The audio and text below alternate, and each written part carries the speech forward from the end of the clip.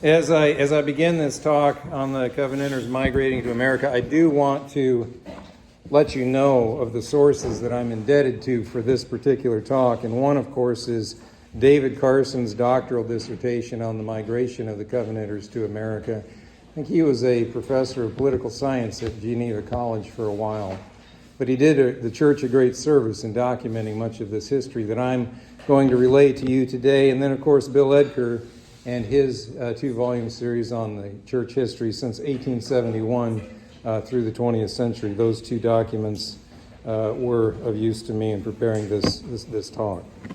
So as we begin thinking about the migration to America, let's go back to Scotland just for a moment. And this is a statue of James Renwick. You can see it titled here, In Scotland. James Renwick was the last, let's see, do I want to say anything here? 1729 is the migration of the Scottish Church, so just that's part of the timeline that we're on. But let me say what I hope we learn, right? I do hope we learn something about the first 100 years of the existence of this church in America. There's something important to gather from that, and that is that the lay people of the church, us, you and me, we were responsible largely for the continuation of the church during these days when there were no pastors. No pastors in this church, no presbytery. This was a lay person's movement. Talking about how our emphasis has changed over the years, being less known for our covenanting past than we were in previous years. And then talking about, again, the Lord's ability and desire to use you in building and maintaining His church. So these are things I hope we walk away from this talk with. So, James Renwick, the last Covenanter martyr in Scotland. James Renwick suffered martyrdom in Scotland after Richard Cameron. He was put to death just 8 years after Richard Cameron died and gave his life for the cause of Christ. James Renwick was younger than Richard Cameron. He was 26 years old when he died. Some of you in this room are of that age. And he himself followed in the footsteps and the paths of Richard Cameron. Like Richard Cameron, James Renwick came to know the Covenanter plight through the association of the persecuted church. He went out into those conventicles and he heard the gospel preached, just like Richard Cameron. He also fled to Holland to get his ordination, but he returned home to Scotland to minister to what were known at those times as the poor society people. And that's an important thing for you to latch onto, is the word society. Society people. These were people like you and me with no pastors. So James Renwick comes back from Holland, and he is there to minister to the poor society people in Scotland. Since the death of Richard Cameron, the Covenanters had found themselves unable to affiliate with the compromised Presbyterian churches of Scotland who had signed all those indulgences. They maintained their status as outlaws in relationship to the state. Their ministers were almost non-existent. There were almost no pastors. And as a people, they gathered themselves together in what became known as societies. Societies where laymen conducted the services of worship. Like the Covenanters before him, James Renwick would preach in these open fields of Scotland. He would go out there as a hunted man, and the dragoons of the country would hunt him down. They would hunt James Renwick down. I think this is Renwick's encounter with the troopers. That's what that picture is. So there's a lot of artwork that's gone into trying to illustrate this time of life. So James Renwick was preaching in open fields in Scotland, hunted down by the dragoons of Charles II and also of James II and James VII of Scotland, the following monarch following Charles II. But having been apprehended by his persecutors in 1688, thinking of my birthday, Renwick was charged with three things, and he was found guilty of treason. And these are the things that he was found guilty of. He had disowned the king as a lawful king over Scotland, just as they had with the Susquehanna Declaration. He disowned that king for his tyrannical rule. He was also found guilty of preaching something that was unlawful about paying the cess, or the tax, in Scotland that went against those who did not comply with the king's wishes related to the church. He was also charged with having taught his followers to bear arms and to carry a gun with them and to be ready to defend themselves if they are to be attacked in open fields. This is part of our Second Amendment right in the United States to carry guns. James Renwick was found guilty of that. As he was found guilty, he mounted the scaffold to die, to be hung at the age of 26.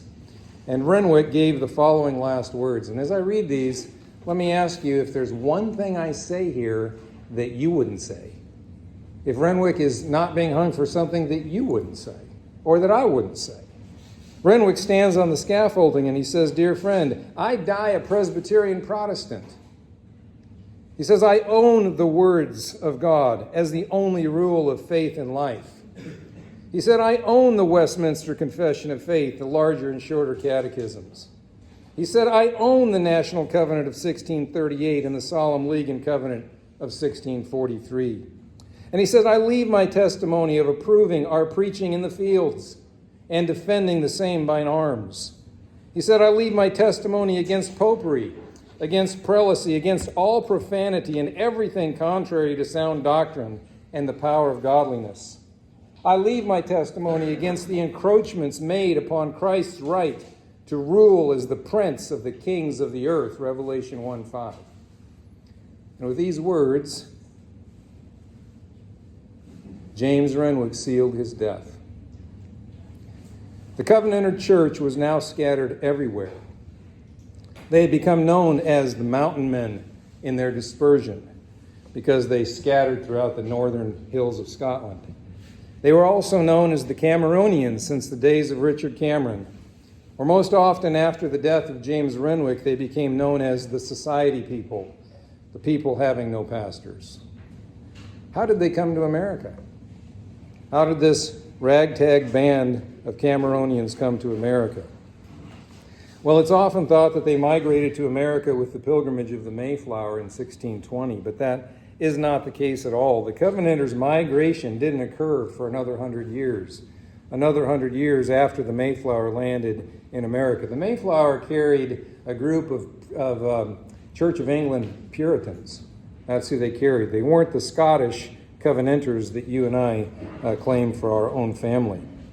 And it is true that a number of Covenanters were banished during the reign of Charles II, and they were sold as indentured servants in America, but that number was really small, a small number of people that came in that way. The truth is that during the persecutions of Scotland, the Covenanters found refuge in Holland, and they found refuge in Northern Ireland. I'm trying to get a map back up here.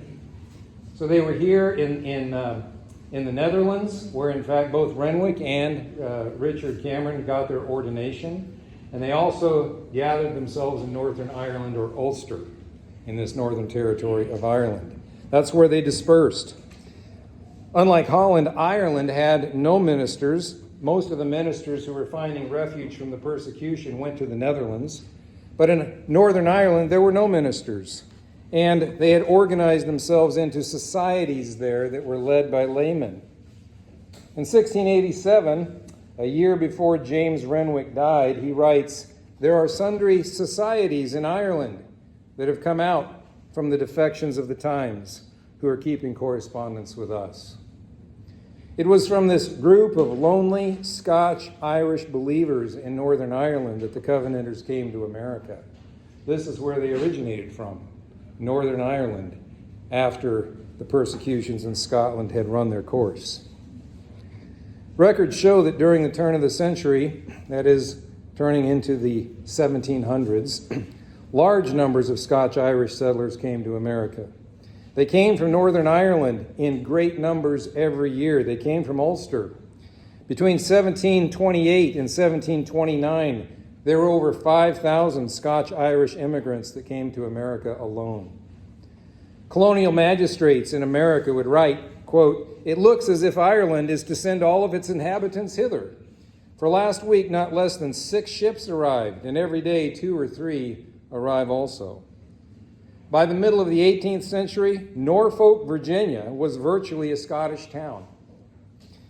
It is estimated that in the first half of the century, this being of the 1700s, 250,000 Ulstermen came to America. The southern parts of America were particularly developed by this Scotch-Irish group. In fact, they came over and brought with them the name rednecks. Right? This was the name that they had in Ireland. This was a border name for the Scot. Anyone north of the border was a redneck. In our country, everyone south of the border became a redneck. So it was this name rednecks that was carried with the Scotch because they were a tough people. But the word redneck was synonymous with the word Presbyterian. With them came this spirit of, and this will be hard to believe, intolerance for tyranny. They had no tolerance for the tyrannical government that they had left and endured under the oppression of the Stuart kings. And on the eve of the American Revolution, it's actually estimated that our Continental Congress was filled with these men. A third of the Continental Congress were Scotch-Irish descents. And they had in their background knowing what it was to be oppressed by a king. But why did they come? Why did they defect from the northern part of Ireland? Well, David Carson helps us with this. This is his analysis in the history of the American Covenanters. He says that they came for two reasons. He says Ulster Presbyterians were harassed in Ireland for their religion. They were used to that. But secondly, Ulster Presbyterians sought economic prosperity. It comes down to that. They wanted jobs. They wanted places that they could thrive economically. And this new world promised those things. Not every Ulster Presbyterian, you need to know this, was of the Covenanter stripe. There were many Ulster Presbyterians who did not hold the convictions that our church holds today. In fact, there were few among them that took the Covenanters' view of life. The Covenanters that were among these Scotch-Irish immigrants were men and women of very high conviction. While deeply interested in affecting the world for good and bringing Christ to others, their conscience really could not abide the things that they endured in Scotland amongst their own families. They could not abide supporting a government that disowned the kingship of Jesus Christ. They could not abide making affiliations with other Christians who were willing to compromise on these points. And so, as in Scotland and Ireland, they came to America themselves with no ministers. And they gathered here as societies. Societies of laymen who conducted worship services for those who were of a like mind. Well, how long did that last? The Covenanters maintained their existence in societies for over 50 years without a single minister. Now, I bring that to your attention because we have, I think, almost 20 pulpits in our denomination today that don't have ministers. And we rightfully bemoan that. And we should rightfully pray for those ministers. But brothers and sisters, we know nothing like this. 50 years without a single minister in a single church is how the Covenanters survived in America. They didn't have formal preaching. They didn't have the sacraments of baptism and the Lord's Supper. And it wasn't until 1742 when one man, Alexander Craighead, who was already in America and who was not a Covenanter when he began, he joined the ranks of the Covenanters because he became convinced of the distinctives for which they stood. He had served as an ordained minister for several years in the Standard Presbyterian Church of America. He had been born in Northern Ireland, but he was not raised a Covenanter. But in America, he became convinced of our position. And with respect to the Westminster Confession of Faith, the National Covenant of 1638, and the Solemn League and Covenant of 1643, he was one with those ideas. He also believed that Jesus was to be acknowledged as head over both church and state. And within a year of ministering among the Covenanters, Craighead wrote to the Reformed Presbyterian Church in Scotland, pleading for them to send help by way of another minister. It was 8 years later another minister came. 1751, the Church of Scotland sent John Cuthbertson as a missionary to America to help build the Covenanter Church. But by that time, Craighead had left. Craighead had already left the fellowship of the societies. And again, the Covenanter Church found themselves in America with only one minister to shepherd the flock, the society of people in America. Pastor Cuthbertson from Scotland worked very hard as a single pastor, a single minister in this side of the ocean. He traveled the circuit to meet with societies, he preached the gospel, and the great themes of the gospel were his delight and focus. In his ministry, he baptized thousands of children. He rejoiced in singing the Psalms with God's people. He lectured on the distinctives of covenantalism. He encouraged personal faith and personal experience with Christ, family worship. He gathered the society people together once a year to celebrate the Lord's Supper. And when they would gather with over 250 communicants in tables that were erected outside, as they had been during the conventicle years of Scotland. The work under Cuthbertson's care was glorious, in fact, in the sense that he had much to do, and there was much fruit to be borne, and the people were lively and interested in the things of Christ. And in 1772, 21 years after he began his ministry in America, and 4 years before the American Revolution, the Irish Presbytery sent 2 men to labor among the American societies, bringing the count to 3 ministers in America to help our church. These men were Matthew Lind and Alexander Dobbin, and together these 3 ministers actually established the first presbytery of what would become known as the Reformed Presbyterian Church of North America. The year was 1774. The American Revolution, 1776. The year 1774, and in the words of Dave Carson, this particular year, the society people were thus transplanted to the New World. By fits and starts, the newly formed presbytery would grow and prosper in America. It took a while. It took a long time to make these things happen. So what I would like to do here is go through, I've missed my slides, I think, a little bit. Colonial America here. This is supposed to be the Continental Congress, and you can tell a third of those people are Irish, right? But sorry, I'm a little slow on some of this. This is a Presbyterian tree. I might come back to that. These are the ministers. These are the 3 I don't have actual pictures, but these are the ministers, and these are the 3 that actually started the first presbytery in America. We started our first presbytery with 3 ministers. So what's the 1700s like? So the 1700s, first presbytery in the RPCNA, it really only lasted about 8 years. The founding members left to join the Associate Presbyterian Church. And you can see this breakoff right here in 1774. They head down to join the Associate Reformed Presbyterian Church. Every minister we had went that way. All 3 of them. They went that way, and they took with them many in the RPCNA.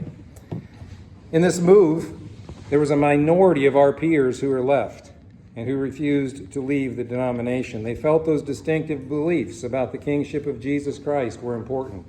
They weren't going to compromise on them. And the small group of believers who remained had once again this problem of being left without a single minister.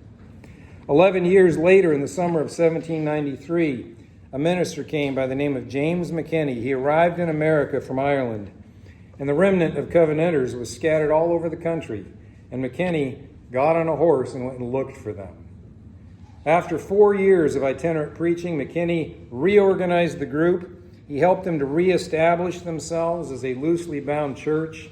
And in 1797, McKinney was joined in America by his brother-in-law, William Gibson, who was also a minister in the Irish Reformed Presbyterian Church. And together, McKinney and Gibson were able to reorganize the presbytery in 1798. That's this little tick right here. So there's no presbytery here. That's a dashed line. There were years where we lost our presbytery, but then it was reestablished in 1798. And here's the pictures of these particular ministers, James McKinney and William Gibson.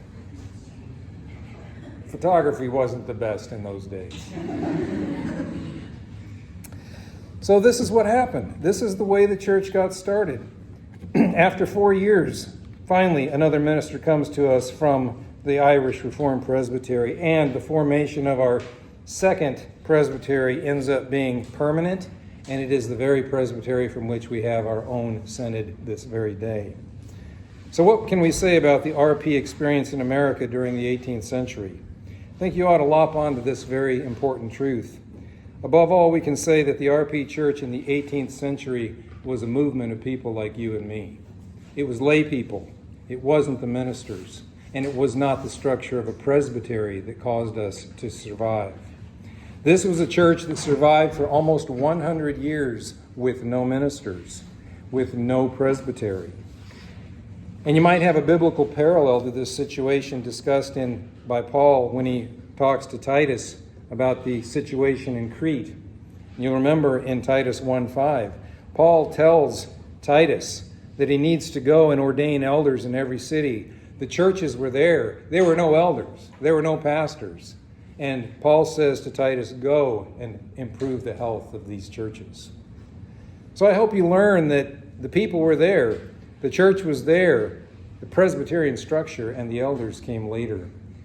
And I do want to say something about that, if you let me for a minute. And I know this can be a little controversial amongst Reformed people. But the church is not the presbytery. The church is not even the pastor. The bottom line is, you lose the people, the whole church goes away. The church is the people. The church is you. The pastors are gifts to the church. And so we look for that. We pray for that. But brothers and sisters, anyone who comes along and tells you that you're not a church because you don't have a pastor installed, they're not telling you the truth. The church is the people. The 1800s, the next time period here. What do we know about the church during the 1800s? Well, let's talk about some things that we stood for during the 19th century. The 19th century was really an interesting century for the Reformed Presbyterian Church, and these are the things that stand out in terms of the features of the church during this time. First of all, we grew by leaps and bounds. The numerical growth of the church is remarkable. Secondly, we had the establishment of Geneva College. We also had, at the same time that Geneva College was being established, we had a strong resistance to the slavery movement. Even before the Civil War, we were opposed to slavery. And then we had the westward expansion, which developed the Midwest Presbytery. This occurred during the 19th century. And then we had the signing of an American covenant in 1871. So let me consider each of these items one at a time very briefly. Numerical growth. The beginning of the 19th century was marked by enough church growth to constitute a church synod in 1809. When the RP Presbytery was reestablished in 1798, there were really only two ministers in the denomination. Remember, we talked about them, McKinney and Gibson. We saw their pictures. But by 1832, there were 36 ministers in our church. We went from 2 to 36, and having had 100 years prior to that with almost nobody. We had 36 ministers in our church by 1809. At this time, there were 60 organized congregations with about 5,000 members. We've come a long way from the 20 Cameroonians that gave their life in Scotland. And most of this growth that was occurring came to us by way of immigration from Scotland and Ireland. The motherland gave us new members. Secondly, during this time, we started to establish our footprint in America by creating institutions like Geneva College. The 19th century was marked by a worldwide progress in technology and education. You'll remember, these were the eras of the Second Industrial Revolution. And America was very big into that Second Industrial Revolution. The First Industrial Revolution occurring in Great Britain itself. But the world was waking up to the need to be more sophisticated in their approach to things. And the RPCNA knew that as well. And so a strong emphasis was being placed on education to support the middle-class values of the congregants of our church. There was a broader interest in theology. There was a need to prepare an educated ministry, making our pastors knowledgeable before we sent them into this most important work. All of this provided the impetus for building Geneva College in 1848, and also we had our seminary that was in in Pittsburgh around the same time, probably a little earlier than Geneva College. The college actually shut down for a brief period during the Civil War, but it reopened and continued to operate in Ohio at the time at its first site near the Bell Center congregation. And in 1881, the college moved to Beaver Falls to be closer to the city, and I think probably closer to the RP Theological Seminary, which was there since 1856. In 1881, the faculty of Geneva College taught a whole list of things that we still teach today at Geneva College. Classical and scientific subjects of philosophy. We taught logic. We taught Hebrew. We taught Greek, we taught history, we taught English literature, we taught rhetoric. We taught chemistry, botany, zoology, geology, mathematics, and I don't know why, but we pulled out of mathematics the word calculus and made a whole field of its own. Calculus is mathematics, if you don't know. But mathematics, calculus, and astronomy. This was our list. This was our list of subjects that we taught in 1881. Today, Geneva College offers over 70 degrees, programs in the arts and sciences, much like we just listed, in the elementary education, business, engineering, student ministry, biology, and psychology. And many of Geneva's graduates have gone on to become pastors, lawyers, senators, engineering leaders, doctors, and professors. And this is a heritage of our church that was assigned to the 19th century. Slavery. We know slavery was a big issue because we had a civil war in the United States that had a lot to do with slavery. The American Covenanters were staunch opponents of slavery. As early as 1880, the records show that the church members, 1780, records show that church members were denied to slaveholders. You couldn't be a member if you had a slave, if you owned a slave. And there's at least one instance where a minister had refused to take a call in a church where a member held a slave. Arguments against the American slavery system were actually very well crafted, and they're the best arguments I've ever seen.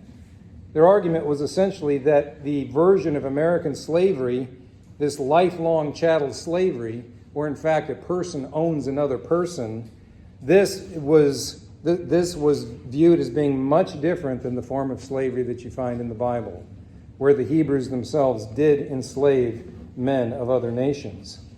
But that slavery was highly regulated in the Old Testament, and never did it come under the terms of one man owning another. Slaves had rights in the Old Testament. For instance, the slavery of a Hebrew would only be allowed for 6 years. You had to let them go after 6 years. And he was granted freedom, Exodus 21:2. And other laws in the Bible regulated the way in which you treated slaves in the Hebrew economy that were much different than that in the American system. In response to this slavery issue, many Covenanters became active in the American Anti-Slavery Society, and that was founded in 1833. You remember, the Civil War didn't occur until 1850s. So we're looking here at 1833, years before the Civil War, and leaning upon Deuteronomy 23:15, which says, "Thou shalt not deliver unto his master the servant which is escaped," another law regulating slavery in the Old Testament. Many Covenanter homes became stations for the Underground Railroad to assist runaway slaves. Slavery was not the only issue for the Civil War, but it was a significant issue. It was a great issue. And that is made evident by debates in Congress that occurred at that time. The matter of enrolling in the Army to fight against the southern states in the Civil War became a problem for the Covenanter. The Covenanter wanted to join the Civil War cause on the side of the North. But the Covenanter didn't believe that government that was sending them had a right to serve in the manner they did without owning the kingship of Jesus Christ. The Covenanter was greatly conflicted over the Civil War. Do I join this government that disowns my Savior to fight against slavery, or do I stay out and let slavery reign? Here they were tied in a knot to some degrees. The federal government was standing for a righteous cause to eliminate an unjust system of slavery that had existed right under their feet. What was the Covenanter supposed to do? Should he refrain from enrolling in that army and from taking a pledge of allegiance to a government that denied Christ? Or should he close his eyes to that particular difficulty, join the war that he felt deeply about? And it turns out that there were many different responses amongst our brethren on this point. Let me say that there were many Covenanters who fell on both sides of that question. And there were many Covenanters who fell in the battle of the Civil War, fighting for the freedom of their enslaved brothers and sisters. In the end, no church discipline was exercised against those men. And in the end, the church was actually proud of them. Also during this time, during the 19th century, the westward expansion occurred. There was this aspect of the RP Church during this century where she moved west. and members sought to leave some of these slave-holding states of the South. But once again, the impetus for moving west was mostly economic prosperity. There was new land, new opportunities, and many of our brothers and sisters in our church were farmers. Iowa and Kansas opened up great opportunities for them, and at the beginning of the 19th century, these farmers were looking westward to expand. Examples of the westward expansion can be seen in the organization dates of several of our churches. So that's a modern picture showing the churches that we all drove from to come down here to Texas, right? So that's what we have there. But this westward expansion occurred in the 19th century.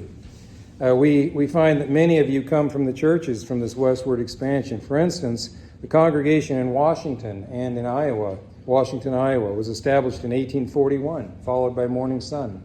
Right, and I know we have some of you from those congregations. Morning Sun was established in 1850. I think they had their 175th anniversary recently. Is that right? Yeah, it must be. Yeah, amazing. Clarinda was established in 1855. In Kansas, the church in Clay Center and Quinter, they were organized in 1870, followed by the church at Denison in 1871, Winchester, 1886, and Topeka, 1888. Olathe, Kansas congregation was organized in 1865, and this church merged with the Kansas City congregation in 1974 to form the Shawnee congregation that many of you are from. There are many examples like this in the westward expansion of our church that we can talk about. But the impetus for moving our churches westward was primarily that of economic prosperity.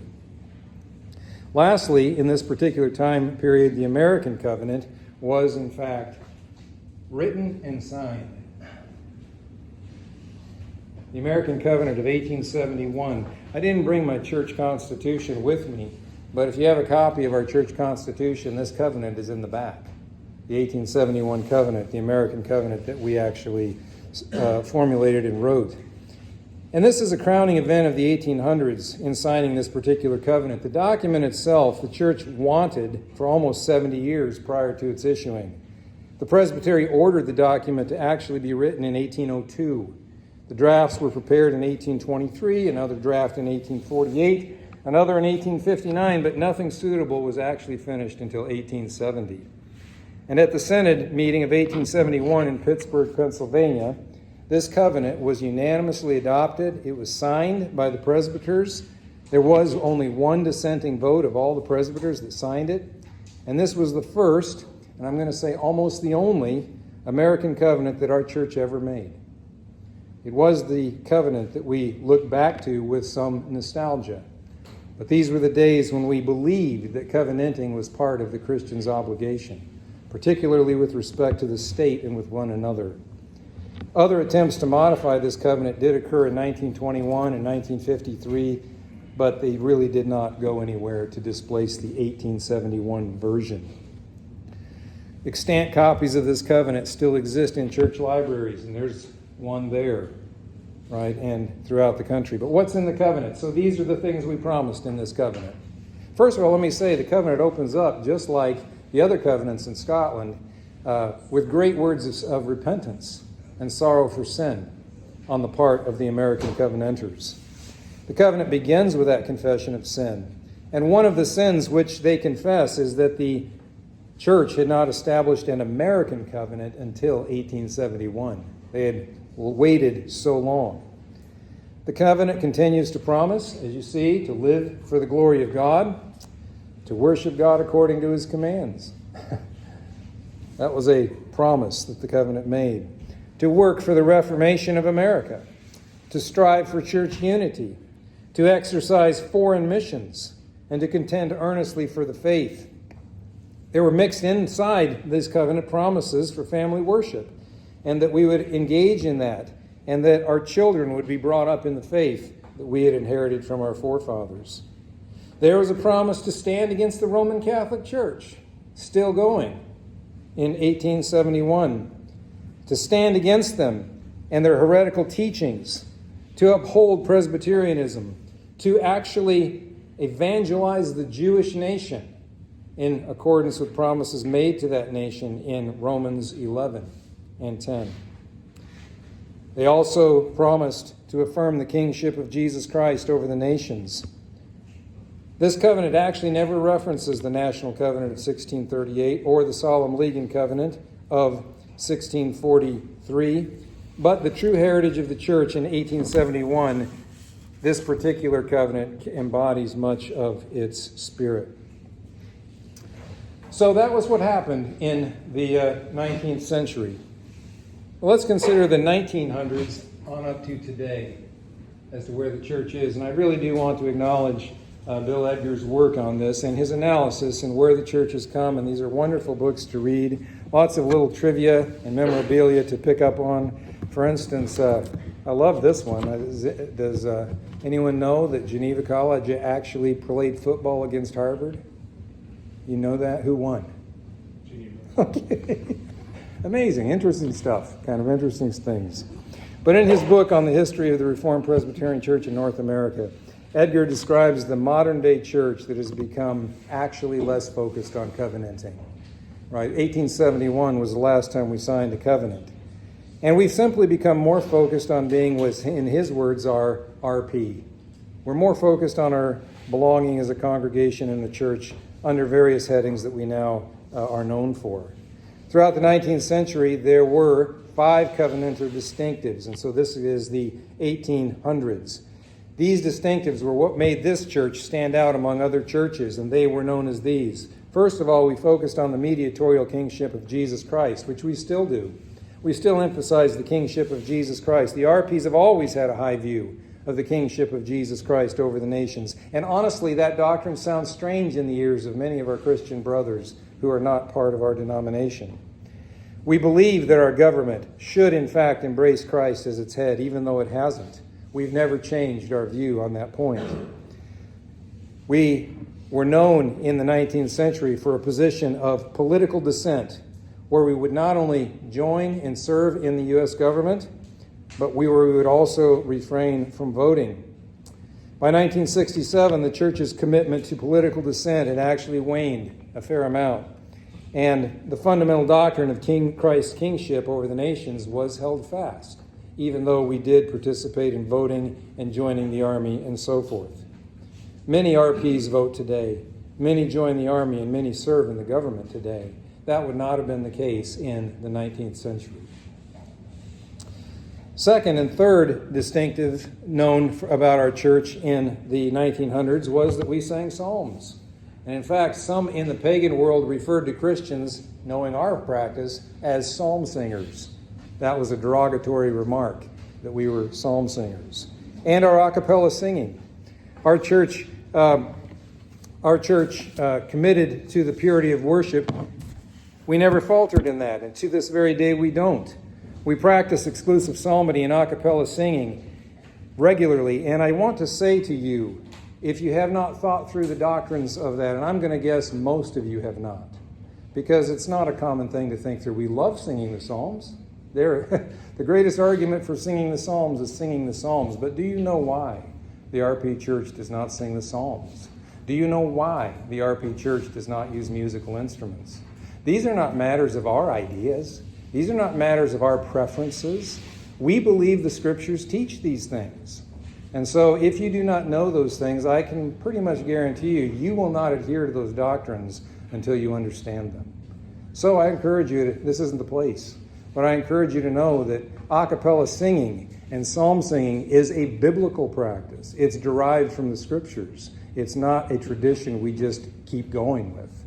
And so this was something we were known for. Purity of worship is what it falls under, the regulative principle of worship.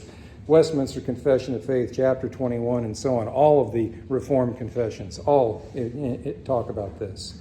So God's command to form our worship, this was something that we were known for in the 19th century. And today, we are probably mostly known for this, right? We are still the psalm-singing church who doesn't use musical instruments. And let's defend that. Let's know why that is. Let's be able to give an answer for the reason of our faith. We were also known in these days, in the 19th century, for having what we call close communion. This means that if you weren't a part of the RP church, if you didn't have membership in the RP church, you did not come to our communion table. Right? We held you back. And it was only those who had membership in the church who could actually participate in our communion services. In the 20th century, this practice has certainly become different. It has become guided by the local session, who now invites individuals to come to the Lord's table based on a profession of faith, a bona fide profession of faith, and a membership in good standing within an evangelical church. You don't have to be an RP member in our congregations anymore to come to the Lord's table, but you did in the 19th century. And then there's one last thing we were known for in the 19th century, which we're less known for today, and that is we were opposed to secret societies. Secret societies are not much of an issue in our society today, but they were in the 19th century. The church was strongly opposed to its members belonging to such societies, and we were known for that. These societies required secret oaths to be taken, and activities were kept secret from the public and secret from the church. Examples of these societies included the Freemasons. George Washington was a Freemason. The Ku Klux Klan was a secret society. The Knights of the Golden Circle and others. Secret societies were a big deal in the 19th century, and our church said, no way, Jose. We're not doing that. We're not having these little powwows in the back room that the church can't have access to. And so we were known for that. And so while we still condemn these things in our constitutional documents, if you turn to our confession, our constitutional documents, we still say that secret societies are not to be allowed and not to be engaged in as members of our church. But we don't stand out on this issue like we did in the 19th century because we don't have these secret societies on every corner that we once did. So during the 20th century, all of these distinctives really sort of became replaced. Not all of them, but largely became displaced with something that the church went forward with called the forward movement. The forward movement of the 20th century. And here are a number of features of the forward movement. Forward movement was really a movement that emphasized revitalization of the church. A church that was growing lax and tired. A church that was not, in fact, as vitalized as it once had been. The forward movement was a response to declining congregations. It was a response to the weak engagement of young people. Our young people were drifting away. They were not staying with the church. It was a time of apathy in the church. And so the forward movement came along as a method to support and encourage the church in her mission and in her work as Christ's bride. The movement encouraged and supported foreign missions and home missions. It supported young people's societies. It supported Bible study programs, evangelism, and the enjoyment of family worship and personal piety. It was revival-minded. It was intended to bring us out of a state of lethargy into a state of love and devotion for Christ. And it seemed to work, if it's reflected by the numbers. It had some positive effects. For instance, in 1979, the church only had 3,804 members in 67 congregations. Now remember, we had more members than that and fewer congregations in the previous century. So we had declined in our membership, even though the congregations were a few more. In our last Synod meeting this year, reported that the church had almost 7,000 members and approximately 100 congregations. So we're as large as we have been in some time, especially compared to those particular years. And one of the things we learned in our last Synod meeting is that there are 408 of you, 408 young people in our church, all of them a vital part of our work.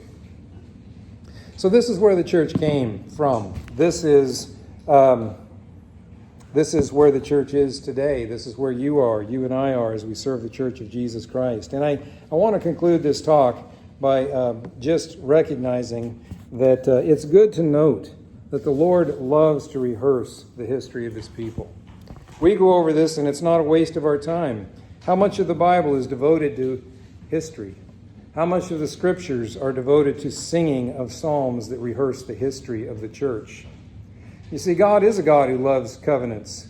He's a God who loves history. And he's a God who has a people who ought to love the same. If you're here and have been baptized as an infant, God's covenant promises have been claimed by your parents on your behalf. And if you're here and you're baptized even not as an infant, the same is true. The church is expecting a lot from you. The church is looking to you for God to fulfill his promises toward his people. And as you leave the retreat, I do hope you don't miss the faithfulness of God to his church throughout these ages. As you go from here, I hope you consider what a privileged place you are in, even just sitting in this room and being amongst each other. You're in a privileged place as God's covenant children. And the church and the future of the church is in your hands with God's blessing. It is a deep and rich heritage that you've received, and there's a lot that the church looks to you for. So, as you leave, put this question on your heart. What am I going to do with all these blessings that I've been given? What am I going to do with all this heritage that I have had? I didn't have anything to do with putting me here. I didn't have anything to do with the Lord preserving his church throughout the ages and giving us the Reformed tradition that we now know and enjoy. As young people, you're in the most formative time of your life. And I talk to college students quite a bit myself, although not ones quite like you. You're a wonderful group. I wish I talked to more students like you. But as I talk to them and I remind them that the things they do now, the things they're engaged in now are going to determine what you do 20 years from now. They're going to determine what you do 40 years from now. They're going to determine what you do 60 years from now. What a time of life each of you is in. And I'm reminded of this poem by C.T. Studd. Some of you may have heard of him. He was a British missionary in China, India, and Africa. And C.T. Studd wrote a poem called Only One Life, 'Twill Soon Be Past. And the refrain of that poem reads this way. He says, only one life, 'twill soon be past. Only what's done for Christ will last. And the question is, what will you do for Christ? In the place you're at right now, what is your response going to be to his call? That's the question for you. That's really the question for each of us. But you are in a very, very wonderful place to be working on the answer to that question now, because it will show how you serve him in years to come. Christ has done much for you, and Christ's blessings to you demand a response. I pray that God will bless you as you work through these things. And I pray that you know that though we're older than you, we love you tremendously. So let's work together. Let's build Christ's church, and let's do the work that he's given to all of us. May God bless us in our efforts. Amen.